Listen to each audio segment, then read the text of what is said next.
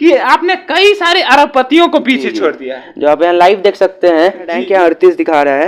Elon Musk 837वां rank है। मुकेश अंबानी जी हैं, इनका 710वां रैंक है। गेट्स जो है 1490, जो कि घबरा जाते हैं स्टार्टअप की वजह से, तो उसको आप क्या 90 से 2000 के बीच ये जो 10 साल थे, इसमें सीए की वेव चली थी, चार्टर्ड अकाउंट इंजीनियरिंग की वेव चली थी। 2010 से 2030 तक की जो 10 साल की सदी है, इसमें ये जो दशक चलेगा, इसमें सारे स्टार्टअप फाउंडर्स, इसमें स्टार्टअप की वेव चल रही है। लगाइए, आप सच में आगे बढ़िएगा, वरना ये समय अगर चल गया तो ये सैकड़ों साल मिलते हैं दुनिया के सबसे कम उम्र के सीईओ जिन्होंने की कई स्टार्टअप किया है। तो सबसे पहले आपका स्वागत है हमारे आरजे न्यूज ऋतुराज चैनल में। जी, नमस्कार, मेरा नाम सूर्यांश है, मैं 13 साल का हूँ और मैं इस दुनिया का यंगेस्ट सीईओ हूँ। जी, अच्छा ये बताइए, अभी मैंने सुना है कि बहुत सारे स्टार्टअप किए हैं। जी, तो आपने कितने स्टार्टअप किए बताना चाहेंगे? जी, अभी 56 स्टार्टअप से सूर्यांश कंटेंट जो कि हमारी कंपनी है, हमारी एड मीडिया कंपनी है, जिप्सी कैब्स हमारी राइड शेयरिंग कंपनी है हमारी, फिर जैसिफाई हो गई डिजिटल मार्केटिंग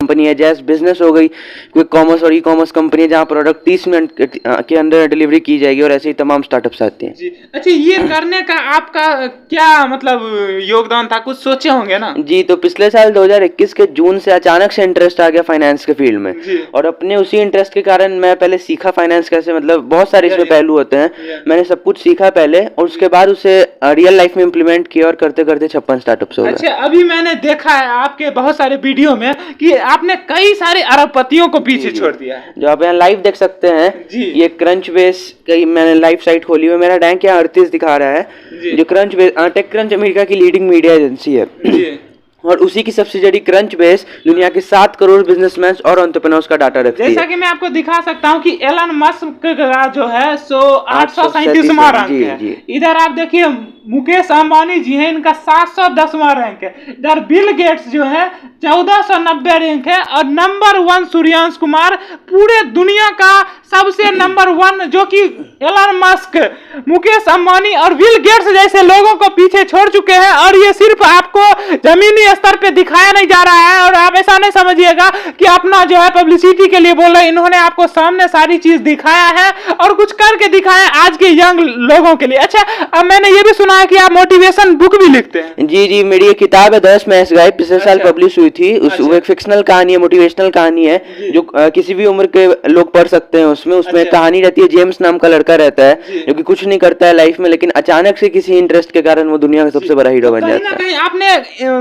मैं तो ये बोलूंगा कि आजकल जो है लोग बूढ़े हो जाते हैं, उस समय भी उनके मोटिवेशन की जरूरत होती है, और आप मोटिवेशन के साथ अन्य लोगों को मोटिवेट करते हो, तो ये सबसे बड़ी बात है। और कहीं ना कहीं इसी वजह से मुझे लगता है कि इंडिया वर्ल्ड रिकॉर्ड में, बुक रिकॉर्ड में आपको नाम दर्ज हुआ है। जी, तो इंडिया बुक ऑफ रिकॉर्ड्स ने मुझे अप्रिशिएट किया है, मेरे एफर्ट्स को, मेरा नाम उनके किताब में दर्ज किया है 10 मैथ्स गाइड के लिए, जो मैंने पुस्तक लिखी थी 12 वर्ष की आयु में। उसके लिए उन्होंने मुझे अप्रिशिएट किया है। और इसके अलावा बहुत सारे, मैंने ये भी सुना है कि क्रिप्टो करेंसी में भी आपको बुलावा है सम्मेलन। जी, अनफोल्ड 2022 CoinDCX के द्वारा वो खोला गया था। वो एक आप कह सकते हैं सारे जितने भी क्रिप्टो के लोग थे, भारत में पहली बार ऐसा first of its kind summit हुआ था, नाम ही है उसका फर्स्ट। बड़े बड़े दिग्गज बिलियनियर्स भी थे, मिलियनियर्स भी थे, स्टार्टअप फाउंडर्स भी थे, लेकिन हमारे ऊपर सबका ध्यान था क्योंकि हम सबसे छोटे थे और मुझे इन्विटेशन दिया गया था। जैसा कि सर आप देखे होंगे, आज से वर्षों पहले लोग ये भी नहीं सोचे थे कि कागज का नोट आएगा, और आज जो सिक्के के बाद कागज का नोट आया, उसके बाद 2000 का नोट आया,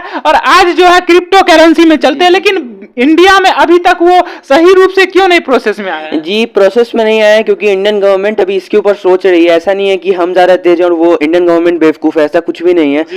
वो लोग देश के भविष्य के बारे में सोच रहे हैं। आज क्रिप्टो करेंसी अच्छा तो है, लेकिन बहुत सारे लोग इसका दुरुपयोग भी कर रहे हैं, यंगस्टर्स भी कर रहे हैं। कभी किसी स्कैम वाले को टिप देना हुआ, कभी कोई थर्ड पार्टी वेबसाइट पे प्रोडक्ट खरीदना हुआ सस्ते दाम पे, तो उस जगह क्रिप्टो करेंसी यूज की जाती है क्योंकि उसमें आपको ट्रैक नहीं किया जा सकता। बहुत सारी चीजों को देख के गवर्नमेंट फैसला लेती है, तो मैं बस एक बार उनसे अप्रोच करना चाहूंगा कि वो क्रिप्टो करेंसी को लागू करे, क्योंकि यही भविष्य है और भारत और ज्यादा तेजी से बढ़ पाएगा अगर आ गया। जैसा कि एलन मस्क ने कहा है कि हमारा भविष्य जो है सो क्रिप्टो करेंसी। जी जी, एलन मस्क हैं और बड़े बड़े बिलियनर्स आज भरोसा कर रहे हैं इस पे। बीच में अफवाह चली थी कि एक इंडिया के बहुत बड़े बिलियनर, मैं उनका नाम नहीं लेना चाहूंगा, लेकिन वो भी अपना खुद का क्रिप्टो करेंसी बना रहे हैं। अच्छा। ऐसे बहुत सारे न्यूज मार्केट में आपको मिलेंगे, क्योंकि इसको लोग सीरियसली ले रहे हैं और इंडियन गवर्नमेंट जल्दी इसके ऊपर कुछ ना कुछ करेगी। और मैंने ये भी सुना है कि आपको संयुक्त राष्ट्र संघ से भी बुलावा आया। जी, यूनाइटेड नेशन का एक राउंड टेबल समिट हो रहा है, उसमें मुझे इनविटेशन दिया गया। बड़े बड़े दुनिया के बड़े बड़े इन्वेस्टर्स, बिलियनर, एंटरप्रेन्योर सब रहेंगे और मैं एक छोटा सा बच्चा 13 साल का लड़का, मुझे वहां बुलाया गया राउंड टेबल डिस्कशन के लिए। सारे लोग बोलेंगे, मैं भी वहां बैठा रहूंगा। तो इसमें सबसे बड़ा योगदान आप किस चीज को देंगे? कहने का मतलब कि आपके अंदर टैलेंट बहुत सारे, आप मोटिवेशन बुक भी लिखते हैं बहुत सारे, तो आप में सबसे बड़ा श्रेय किस चीज को देंगे? श्रेय मैं अपने पेरेंट्स को देना चाहूंगा, अपनी फैमिली को देना चाहूंगा, क्योंकि 13 साल की वर्ष में, 13 साल की आयु में कोई पेरेंट्स कभी अपने बच्चों को सपोर्ट नहीं करता है कि तुम ये काम में आगे बढ़ो, तुम अपने पढ़ाई को छोड़ो और इस पे ज्यादा दिमाग लगाओ। ऐसा कोई पेरेंट्स आपको जल्दी नहीं मिलेंगे, मुझे मिले हैं, मैं भगवान का आशीर्वाद है मेरे ऊपर, तो मैं उनका श्रेय देना चाहूंगा। बिल्कुल सही बात है, कहावत है ना कि जैसा संस्कार मिलेगा वैसा बनता है। और आज मैं आपको दिखा दूं, बहुत सारे लोग इसको झुठलाते हैं, ऐसा कुछ नहीं होता, मेरा बेटा बिल्कुल नहीं, कहीं ना कहीं थोड़ा सा भी आपका कमी हो जाता है। मैं आपको थोड़ा सा ये संदेश देना चाहूंगा कि जैसा आप बीज बोओगे वैसा ही फल देता है। और आज कहीं ना कहीं ये दुनिया को ये साबित कर दिए, और देश ही नहीं पूरे दुनिया में एक अलग पंचम लड़ा है। अच्छा, एक बात और बताइए, आपको आईआईटी मंडी की तरफ से भी बुलावा? जी, आईआईटी मंडी से मुझे बुलावा आया था 27 आपको अगस्त को। तो वहां पे मैं नहीं जा पाया क्योंकि अनफोल्ड का समिट चल रहा था। आईआईटी मंडी में मुझे एज अ गेस्ट बुलाया गया था और वहाँ पे हिमाचल प्रदेश के चीफ मिनिस्टर भी उपस्थित थे। तो मुझे बहुत अच्छा लग रहा है, आईआईटी जहाँ लोग पढ़ने जाते हैं वहाँ मुझे इनविटेशन आ रहा है। 13 साल की आयु में, तो बहुत अच्छी बात है। अभी तक आपने कितने अवार्ड जीता है? जी, अवार्ड्स में तो इंडिया, मैं अवार्ड्स पे ज्यादा ध्यान नहीं देता है। इंडिया बुक ऑफ रिकॉर्ड्स ये सब मुझे अप्रिशिएट किया जा रहा है। होता तो अभी तक सैकड़ों अवार्ड्स में जीत जाता है, लेकिन मेरा फोकस अभी अपने स्टार्टअप को बिल्ड करने में, और साइड बाय साइड जो भी हो जा रहा है मैं उस पर दिमाग लगा रहा हूँ। बहुत सारे लोग जो कि घबरा जाते हैं स्टार्टअप की वजह से, तो उसको आप क्या संदेश देंगे? उनको मैं यही संदेश देना चाहूंगा कि एक समय था 90 से 2000 के बीच, ये जो 10 साल थे, इसमें सीए की वेव चली थी, चार्टर्ड अकाउंटेंट्स की। तो पूरे देश के मैक्सिमम बच्चे सीए के पीछे भाग रहे थे, बहुत बन भी गए, बहुत सक्सेसफुल भी हैं, हजारोंपति हैं। उसके बाद इंजीनियरिंग की वेव चली थी 2010 से 2020 तक। इन 10 साल में आप देखते होंगे बस आईआईटी जेईई के पीछे बच्चे भाग रहे हैं, क्योंकि वेव चली थी। 2020 से 2030 तक की जो 10 साल की सदी है, इसमें ये जो दशक चलेगा, इसमें सारे स्टार्टअप फाउंडर्स, इसमें स्टार्टअप की वेव चल रही है। तो अगर आप कोई भी आइडिया मार्केट में लाते हैं, आपको फंडिंग भी मिल जाएगी, आप मार्केट में अच्छे से प्ले भी कर पाएगा, और एक समय अमेजॉन, फ्लिपकार्ट ये सब जैसी बड़ी कंपनी बन पाइएगा। तो ये वेव चल रही है, इसमें आप डुबकी लगाइए, आप सच में आगे बढ़िएगा, वरना ये समय अगर चल गया तो ये सैकड़ों सालों तक वापस नहीं आएगा। जैसा कि अभी आप देखते होंगे सरकारी नौकरी के पीछे सब भागते हैं, 30 साल 40 साल एज हो जाता है, शादी तक नहीं करते हैं, माँ बाप का सपना रह जाता है, माँ बाप का देहांत तक हो जाता है और वो नौकरी के पीछे भागते रहते हैं। और आज मैं आपको बता दूं, आज जो यूनाइटेड नेशन अमेरिका है, कहीं ना कहीं इतना सबसे ज्यादा, कोई भी देश का ले ले, इतना डेवलप का सबसे बड़ा है, क्योंकि उसने स्टार्टअप किया खुद का। जी। तो आप देख सकते हैं अमेरिका में इन्वेस्टमेंट सबसे बड़ी चीज होती है, जो आपकी जीडीपी को बढ़ाती है, जो आपके लोगों को तेज बनाती है। वहां पे 36% लोग, 50% लोग सॉरी, इन्वेस्ट करते हैं स्टॉक मार्केट्स में। कोई $1 करता है, कोई $100 करता है, तो कोई $1000 मिलियन डॉलर भी इन्वेस्ट करता है। लेकिन भारत में लोग रिस्क लेना नहीं चाहते। यहाँ स्टेबल लोग लाइफ चाह रहे हैं। यहाँ पे आपको अगर 500 रुपए बच गए तो उसको सेव कर देंगे, उसको बैंक अकाउंट में पड़े रहने देंगे, और उसमें 3-4% का इंटरेस्ट आएगा साल में। और बहुत सारे बैंक अभी थोड़ा बढ़ा दिए, 6-7% हुआ, लेकिन 3-4% तक आपको रिटर्न मिलेगा। वही अगर आप म्यूचुअल फंड में, लोग म्यूचुअल फंड में लगाते हैं क्योंकि उनको वो सेफ लगता है कि लगा दिया आराम से, ये घटेगा नहीं। मेरे आंख के सामने बहुत सारे एग्जांपल है जो म्यूचुअल फंड्स में लगा और उनका आज बहुत ज्यादा वैल्यू गिर गया है। आप स्टॉक्स में इन्वेस्ट कीजिए, स्टॉक्स में इन्वेस्ट कीजिएगा, तभी आपकी नेटवर्थ जो होगी वो मल्टीप्लाई हो, कंपाउंड हो पाएगी। आपने जाना होगा कि चेस के बोर्ड पे एक चावल का दाना रखने के लिए एक राजा की कहानी था, मैं उतना समय नहीं लूंगा।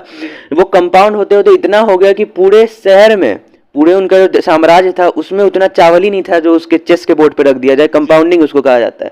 आप स्टॉक मार्केट में इन्वेस्ट कीजिए और स्टॉक्स में इन्वेस्ट कीजिए। मैं म्यूचुअल फंड्स में कहना चाहूंगा कि अगर आप बड़ा रिस्क लेना चाहते हैं, कुछ बड़ा करना चाहते हैं, तो अच्छे म्यूचुअल फंड, सारे खराब भी नहीं है, मैं ऐसा नहीं कह रहा, लेकिन आप स्टॉक्स में ज्यादा रिस्क लेने की कोशिश कीजिए। क्रिप्टो करेंसी में रिस्क लीजिए, जरूर कुछ ना कुछ बड़ा होगा। देखा आपने कि ये कितना बड़ा बात बोला कि आज के लोग जो है 200 रुपये जो होता है ना, सोचते हैं बचाऊंगा तो अगला मेरा फ्यूचर जो मेरा बच्चा है उससे उसका पढ़ाई लिखाई होगा, लेकिन अगर आप वो सोच त्याग कर अगर आप ये सोचे कि यही 200 अगर मैं रिक्स लेके लगाता और कोई बात नहीं, एक बार चला जाएगा, फिर अगले बार 200 आएंगे, फिर लगाएंगे, एक बार वही 200 आपका जो होगा 2 लाख बन जाएगा और वो 2 लाख 2 करोड़ बनेगा, और जब 2 करोड़ बनेगा तो आपके बच्चों के सारे सपने पूरे होंगे। हाँ। अच्छा, अभी जो आपसे छोटे बच्चे होंगे या आपसे बड़े जो इधर उधर भटकते हैं, उनको आप लास्ट में जाते जाते क्या संदेश? यही कहना चाहूंगा कि जो भी दिमाग में आइडिया आ रहा है, चाहे वो पढ़ाई से रिलेटेड हो, चाहे स्टार्टअप हो, चाहे एनजीओ, जो भी आ रहा हो, ऑर्गेनाइजेशन हो, उसके ऊपर कुछ ना कुछ काम कर डालिए। क्योंकि अगर आप समुद्र में देखते रहेंगे कि मुझे एक दिन तैरना है, वो दिन कभी आएगा ही नहीं। आपको कूदना तो पड़ेगा ही, 2-3 बार डूबिएगा अभी, लेकिन जिंदा बचना है आपको। मैं आपको मार्केट की सच्चाई बता रहा हूँ, मैं खुद उतरा हूँ। आपको उसमें तैरना सीखना पड़ेगा, नहीं आ रहा है तो सीखिए पहले, तब कूदिए नदी में। नदी मतलब मार्केट, आप समझ सकते हैं, उसमें आप कूदिए और तब आपको लाइफ में बहुत सारी सीख मिलेंगी। आप फेल भी होइएगा तो आपको कुछ ना कुछ सीख मिलेगी। घर में बैठे बैठे कुछ नहीं होता, आपको बाहर की दुनिया देखनी पड़ेगी, बाहर की ठोकरें खानी ही पड़ेगी, तब आपको पता चलेगा किस्मत कैसे बनाई जाती है। अच्छा, अभी आपके अंदर कितने लोग काम करते हैं? जी, अभी 30 लोग काम करते हैं। 30 लोग काम करते हैं, जो 5 मेरे को फाउंडर्स और 25 फ्रीलांसर्स ऑनलाइन काम करते हैं। आप समझ सकते हैं कि 2 महीना पहले, 2.5 महीना पहले आपने स्टार्टअप किया सही तरीके से। जी। पहले आपके आइडिया आए थे 9 मंथ पहले, और सही रूप से प्रोसेस आपने 2 महीना पहले लाया। जी। और आप सोच सकते हैं कि 2 महीने के अंदर इनके अंदर 30 स्टाफ काम करते हैं, तो समझ सकते हैं कि अगर आप लोग अगर शुरू करें और इनकी तरह, मुझे उम्मीद है कि आने वाले समय में यही 30 आदमी आपके 30 लाख भी बन सकते हैं। जी, जरूर बन सकते हैं। 56 स्टार्टअप्स में कर क्यों रहा हूँ, मेरा मेन फोकस अभी 5 स्टार्टअप्स भी रहेगा, उनका नाम मैं पहले ही ले चुका हूँ। लेकिन 56 में क्यों कर रहा हूँ, रोजगार देने के लिए, क्यों लोगों को रोजगार मिलते रहे, कोई ऐसे बेरोजगार पड़ा नहीं रहे, कुछ ना कुछ लोग करते रहे, तभी ये देश बढ़ेगा। और देश को नजर में रखते हुए, इसकी ग्रोथ को नजर में रखते हुए